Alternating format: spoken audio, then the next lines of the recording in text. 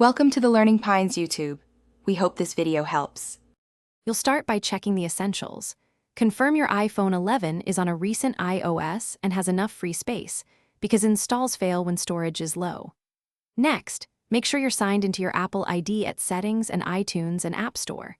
A signed-out account blocks connections. Once done, test the network. If Wi-Fi looks flaky, toggle airplane mode for 10 seconds to reset radios, and then reconnect to a reliable hotspot or cellular data. Now focus on the middle, more technical steps that actually resolve most cannot connect errors. Reset network settings to clear DNS and VPN remnants. This will forget Wi-Fi passwords, but often fixes connectivity. Then sign out of the App Store, restart the phone, and sign back in to refresh authentication tokens. If the App Store still misbehaves, force close it and clear its cache by tapping any tab 10 times. This removes stuck requests, so finish by addressing system and edge causes. Install any pending iOS update because fixes land in updates and can resolve App Store connectivity.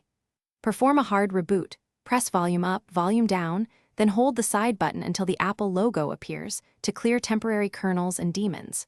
Finally, ensure date and time are set to set automatically, and if nothing works, try signing in with a different Apple ID to isolate account issues. If it still fails, contact Apple support with logs. Thanks for watching. Consider subscribing if we helped you.